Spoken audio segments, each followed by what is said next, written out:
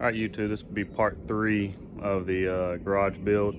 4 months later, trusses finally came, and I'll take you and show you kind of some prep work. We're gonna be putting them up tomorrow, what we do before. The first thing we've did is hook the tape at the end. We made blocks to basically butt the trusses up against. So I set the first one at 24 3/4 from that edge. Once you get that one done, then we took he's got a rope tape and actually hooked it to that edge.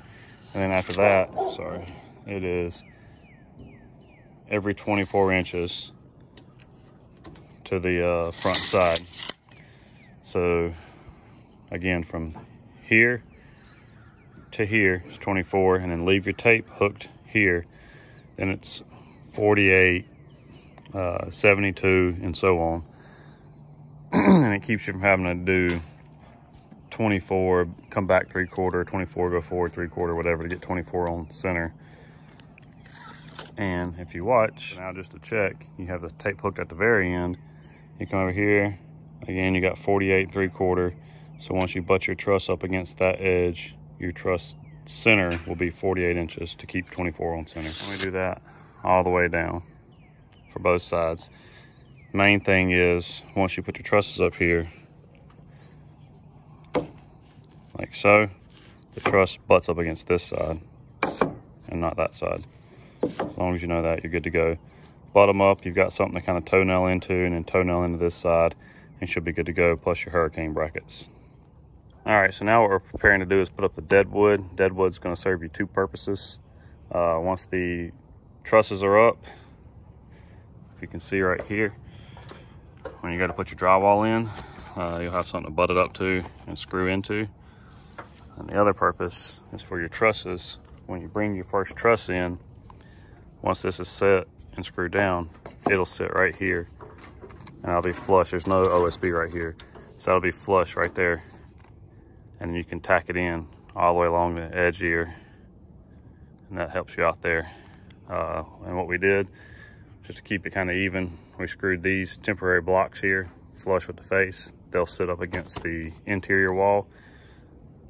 Did 2 of them, and we'll repeat the process for the front and the back.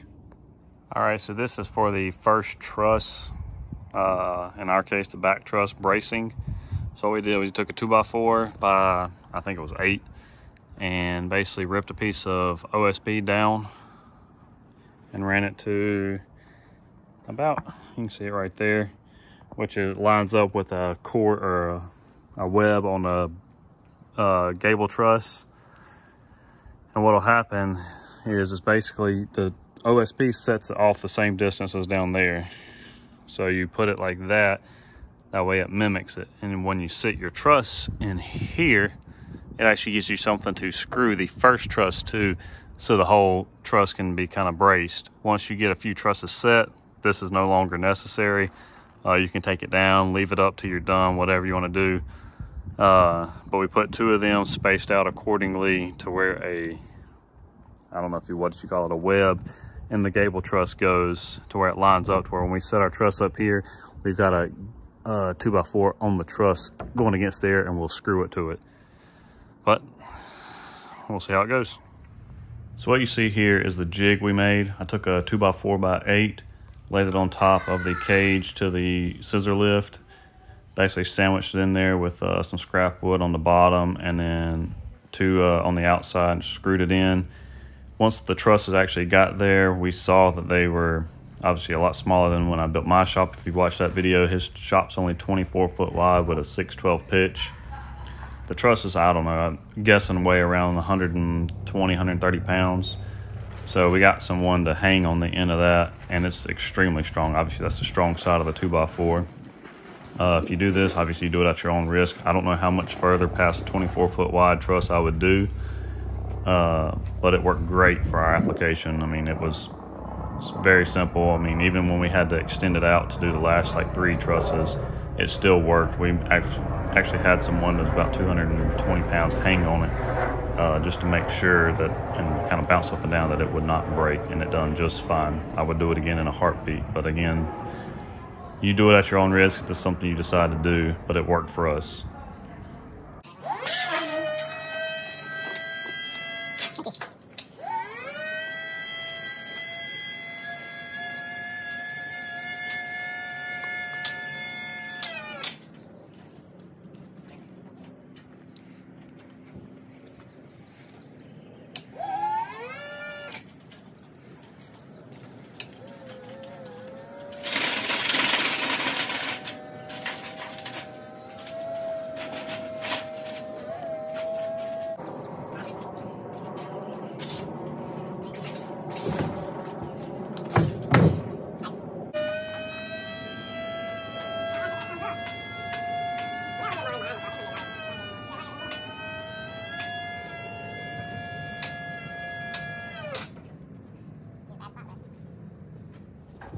So what you see here are truss spacers that we ordered from Menards.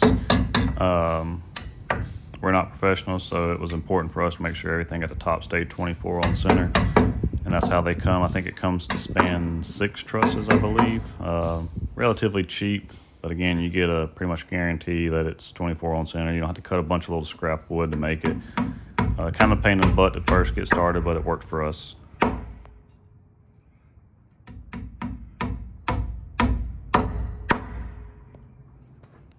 About the finger, but when we ordered the trusses, we had both gables drop 3.5 inches to support the overhang, and that's what you see here, putting the bracing on to support the overhang. It gives some leverage for the overhang to actually hang on instead of just hanging to the front of the gable.